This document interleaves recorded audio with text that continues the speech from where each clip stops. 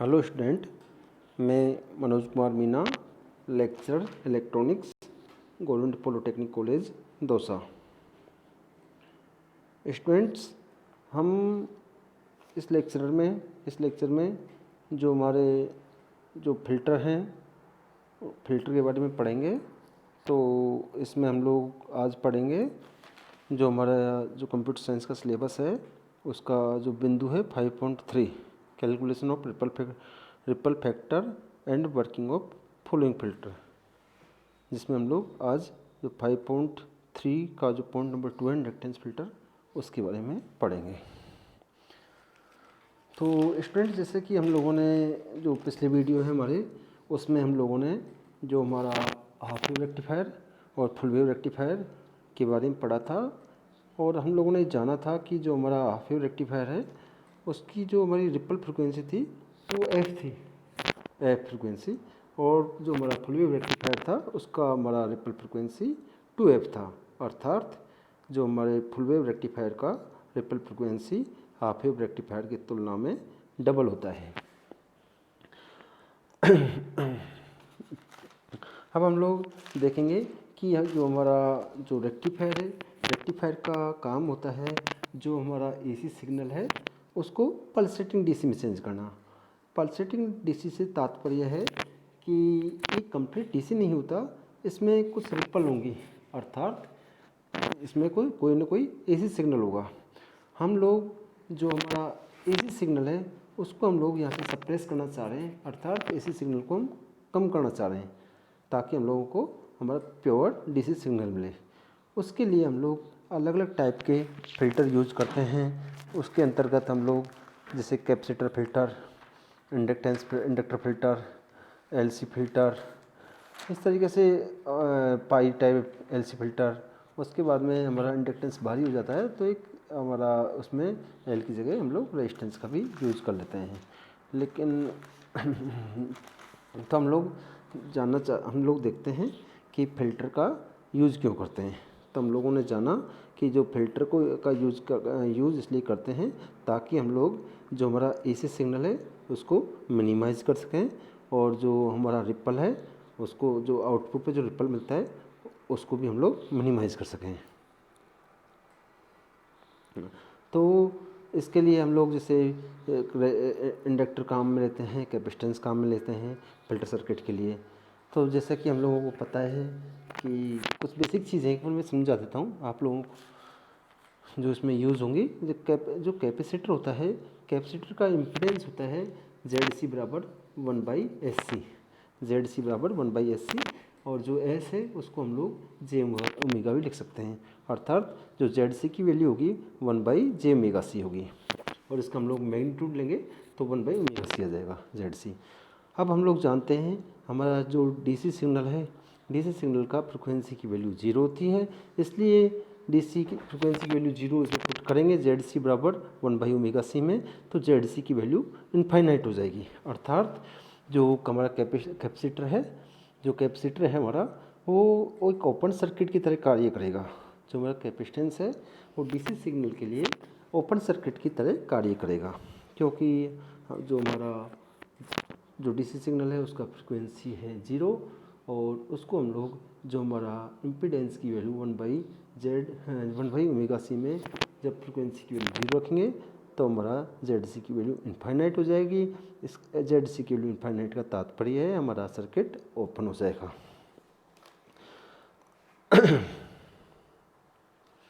अब हम लोग जानते हैं कि जो हम लोग इससे पहले जो इंडक्टेंस फिल्टर है उससे पहले थोड़ा सा मैं आपको कैपेसिटर फिल्टर है उसके बारे में बता देता हूँ, थोड़ा सा बता देता हूँ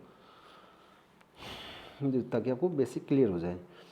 तो हमारा जो रेक्टिफायर है, जो रेक्टिफायर के बाद में मान लो हमारा रेक्टिफायर है, और रेक्टिफायर से हम लोगों को एसी भी मिलेगा और इसमें डीसी मिलेगा, और उसके साथ साथ कुछ थोड़ा बहुत एसी मिलेगा। अब इसको ब्लॉक करने के लिए मान लो मैं एसी को ब्लॉक करना चाहता हूँ, तो रेक्टिफायर और जो लोड है उसके बीच में मान लो कैपेसिटेंस लगा दिया तो हमारा इससे क्या होगा, डीसी ब्लॉक हो जाएगा। लेकिन हम लोग उसको सीरीज़ में नहीं लगाते हैं। जो कैपेसिटेंस है हमेशा जो लोड रेजिस्टेंस है उसके पैरेलल में कैपेसिटेंस को लगाते हैं।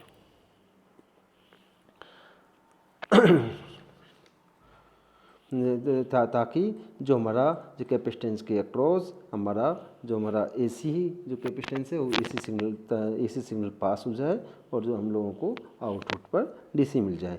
इसके लिए हमारा जो जेड है, Z C should be very low for AC so that AC will be bypass through capacitance, therefore C should be as large as possible.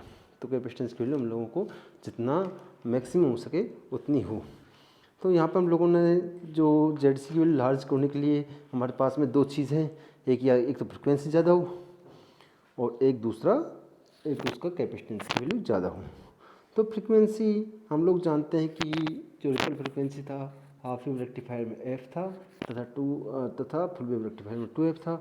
तो फुल वेव रेक्टिफायर में रिपल फ्रिक्वेंसी की वैल्यू ज़्यादा मिलती है, ripple frequency की value ज़्यादा मिलती है, इसलिए वहाँ पर एक फुल वेव रेक्टिफायर से एक बेहतर कैपेसिटर फिल्टर बनेगा। हम जानते हैं कि हमारा कैपेसिटेंस है वो does not allow sudden change of voltage, उसके अंतर्गत वो सडन चेंज को अलाउ नहीं करता है। और यहाँ पर हम लोग पता है कि जो टाइम कांस्टेंट है RLC उसकी वैल्यू ज़्यादा से ज़्यादा होनी चाहिए। तो हम लोगों ने यहाँ सीखा कि RLC की वैल्यू ज़्यादा होनी चाहिए तो तीनों चीज़ ज़्यादा होनी चाहिए। जो हमारा कैपेसिटर फिल्टर है उसमें फ्रिक्वेंसी भी ज़्यादा होनी चाहिए, कैपेसिटेंस भी ज़्यादा होना चाहिए और उसका जो लोड रेजिस्टेंस है उसकी वैल्यू ज़्यादा होनी चाहिए। इसी के आधार पर जो हमारा रिपल फैक्टर है कैपेसिटर फिल्टर का 1/4√3 FCRL, अर्थात जो फ्रिक्वेंसी कैपेसिटेंस और जो लोड रेजिस्टेंस है ये जो नीचे आएंगे ये हर बार ये नीचे जो हमारा फॉर्मूला है रिपल फैक्टर उसमें नीचे आएंगे क्योंकि इनकी वैल्यू ज़्यादा होनी चाहिए, ज़्यादा होगी तो रिपल फैक्टर हमारा कम होगा। अब हम आते हैं हमारे जो इंडक्टर फिल्टर के ऊपर। अभी मैंने आप लोगों को कुछ बेसिक बताया है, अब हम लोग बात करते हैं जो कैपेसिटर फिल्टर बेसिक होता है। अब इंडक्टर फिल्टर की बात करते हैं हम लोग। तो इंडक्टर फिल्टर में हम लोग जानते हैं जो ZL बराबर ओमेगा एल, जैसा कि वहाँ पे पता था आप लोगों को ZL बराबर ओमेगा एल होता है और ओमेगा को हम लोग लिख सकते हैं 2πfL। और हम जानते हैं जब हम लोग डीसी सिग्नल अप्लाई करते हैं, डीसी सिग्नल की वैल्यू जो डीसी सिग्नल के लिए फ्रिक्वेंसी की वैल्यू 0 होती है। फ्रिक्वेंसी की वैल्यू 0 होती है तो हमारा जो इम्पीडेंस होगा ZL उसकी वैल्यू 0 होगी, अर्थात डीसी सिग्नल के लिए हमारा जो इंडक्टर है एक शॉर्ट सर्किट की तरह कार्य करेगा। और जैसा कि आपको पता है कि जो मान लो कि कोई रेक्टिफायर है, रेक्टिफायर से हम लोगों को डीसी कंपोनेंट के साथ साथ एसी कंपोनेंट भी मिल रहा है। हम एसी कंपोनेंट को मिनिमाइज़ करना चाह रहे हैं तो उसके लिए हम लोगों को जो हमारा रेक्टिफायर है उसके रेक्टिफायर के सीरीज़ में एक इंडक्टर लगाना पड़ेगा। जो लोड रेजिस्टेंस और इसके बीच में जो लोड रेजिस्टेंस और रेक्टिफायर के बीच में एक इंडक्टेंस लगाना पड़ेगा। और जो हमारा इंडक्टेंस है इसकी value as high as possible, इसकी वैल्यू ज़्यादा से ज़्यादा होनी चाहिए। और जो हमारा इम्पीडेंस है ZL वो उसकी वैल्यू ज़्यादा होनी चाहिए। अब इम्पीडेंस की वैल्यू ज़्यादा होनी चाहिए। अब यहाँ पर हम इम्पीडेंस की वैल्यू ज़्यादा होनी चाहिए। अब तो यहाँ पर दो चीज़ आई, एक तो हम लोगों को जो ZL बराबर 2πfL है तो हम लोगों को इंडक्टेंस की वैल्यू ज़्यादा चाहिए और फ्रिक्वेंसी की वैल्यू ज़्यादा चाहिए। अब हम लोगों को पता है जो फ्रिक्वेंसी की वैल्यू हाफ वेव रेक्टिफायर में f होती है तथा जो रिपल फ्रिक्वेंसी f होती है तथा फुल वेव रेक्टिफायर में 2f होती है। तो 2f में जो हमारा फुल वेव रेक्टिफायर है वहाँ पर ये ज़्यादा अच्छा फिल्टर की तरह कार्य करेगा। और हम जानते हैं कि हमारा जो इंडक्टेंस होता है, इंडक्टेंस वो doesn't allow sudden change in current, तो वो सडन चेंज इन करंट को अलाउ नहीं करता है। अब हम लोग इस पे आते हैं, जो हमारा ये डायग्राम है इसमें आते हैं। जो मैंने आप लोगों को अभी जो कॉन्सेप्ट इसमें यूज़ हुए हैं उनके बारे में चर्चा करी। तो हम लोगों ने यहाँ पे अब मेनली हमारे 3-4 पॉइंट निकल के आए। एक तो जो हमारा रिपल फ्रिक्वेंसी है, रिपल फैक्टर कम होने के लिए एक तो हमारा जो इंडक्टेंस है वो ज़्यादा होना चाहिए, दूसरा फ्रिक्वेंसी ज़्यादा होना चाहिए, और तीसरा लोड इसका RL की वैल्यू कम होनी चाहिए। तो ये इसी तो लोड की वैल्यू कम आएगी, फ्रिक्वेंसी की वैल्यू ज़्यादा आएगी और इंडक्टेंस की वैल्यू ज़्यादा आएगी। यही हमारा रिपल फैक्टर के फॉर्मूले में आएगा, जिसको हम लोग अभी कैलकुलेशन करते हैं। अब देखो, मान लो इसमें हम लोग जब इसमें जो सर्किट है इसमें फिल्टर नहीं लगाएं, अर्थात इसमें एल नहीं लगाएं। एल नहीं लगाएंगे तो हमारा जो वेव फॉर्म होगा, जो डॉटेड फॉर्म का वेव फॉर्म होगा, जो हमारा वेव फॉर्म होगा डॉटेड फॉर्म का, अर्थात फुल वेव रेक्टिफायर का इस टाइप का वेव फॉर्म आएगा। अब हम देखते हैं, अब इन एब्सेंस ऑफ फिल्टरिंग हम लोग फिल्टर नहीं लगाएं तो उसके बाद में जो लोड करंट हुआ, लोड करंट एक हमारी जो फोरियर एक इक्वेशन दिया हुआ है, जिसका Fourier analysis of wave form वो दिया हुआ है, I बराबर 2Im divided by pi minus 4Im divided by 3 pi cos 2 omega t minus 4Im divided by 15 pi cos 4 omega T. तो एक ये फोरियर इक्वेशन है, फोरियर इक्वेशन से हम लोग हमारी करंट की वैल्यू निकाल सकते हैं। लेकिन हायर हार्मोनिक्स पर ये हमारा जो इंडक्टेंस है इसको ब्लॉक कर देगा। तो हमारा जो लोड करंट होगा, लोड करंट हमारा यहाँ तक जाएगा, I बराबर 2Im divided by pi minus 4Im divided by 3 pi cos 2 omega T. यहाँ तक हमारा करंट की वैल्यू जाएगी, बाकी की वैल्यू ब्लॉक हो जाएगी। अब हम जानते हैं कि इसमें हमारा एक डीसी कंपोनेंट है, एक हमारा इसमें डीसी कंपोनेंट है 2Im अपॉन पाई, और दूसरा हमारा इसमें एक एसी कंपोनेंट है, अर्थात इससे हम लोगों के पास में रिपल आएगी। अब हम लोगों को पता है for simplicity we neglect the resistance of diode. हम लोग इसमें डायोड का रेजिस्टेंस जो माना है उसकी वैल्यू को 0 मान लिया है। The inductor and transformer winding compared with RL। VM is no load peak voltage across one half of the transformer secondary the component of load current corresponding to first term। जो हमारी पहला term है 2Im upon pi, इसके corresponding हम लोग current की value निकालेंगे। तो मान लो हमारा जो नो पीक वोल्टेज की वैल्यू है VM, तो हमारा आएगा इसको डिवाइड करेंगे तो आएगा ये होगा 2Vm divided by pi divided by RL। ये हमारा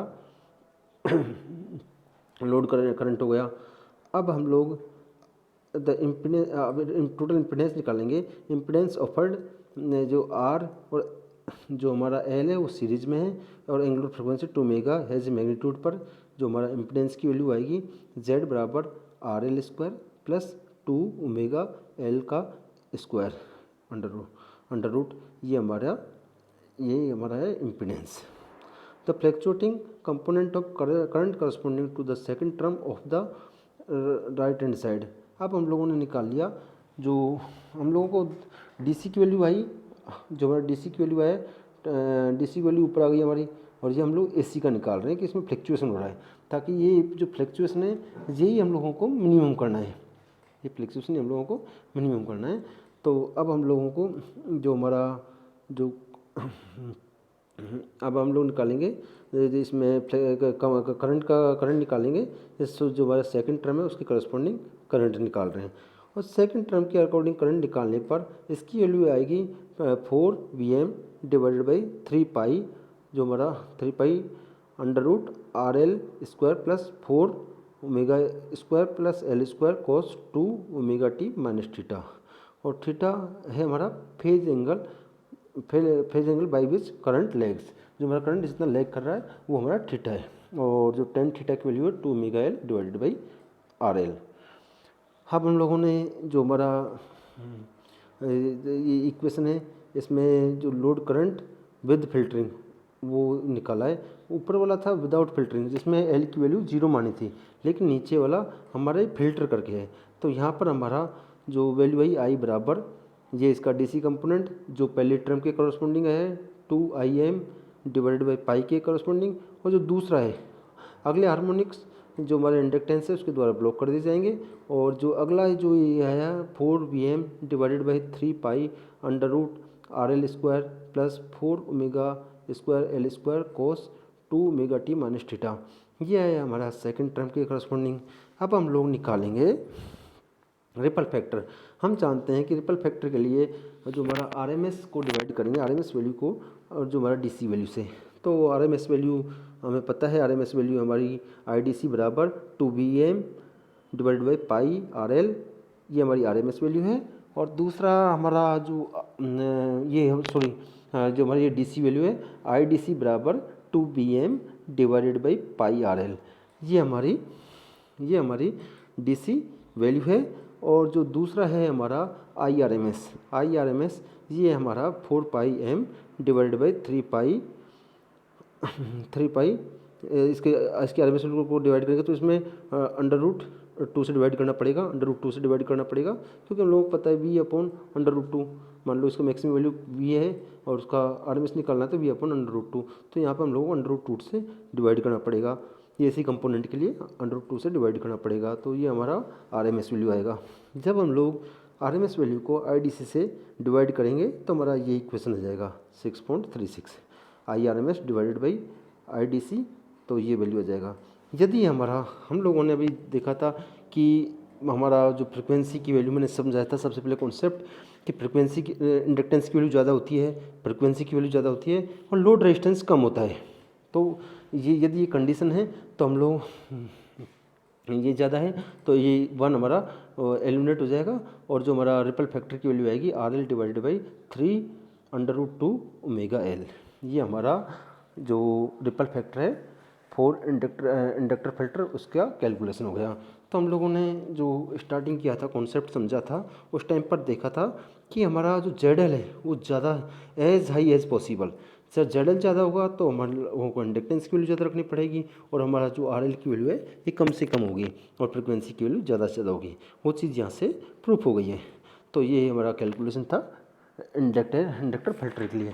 इसी तरीके से जो हमारा L टाइप फिल्टर सर्किट है उसमें भी यही करना पड़ेगा हम लोगों को, जो हमारा RMS की वैल्यू को IDC की वैल्यू से डिवाइड करेंगे। तो आज की क्लास को हम लोग यहीं ख़त्म करते हैं। Thank you.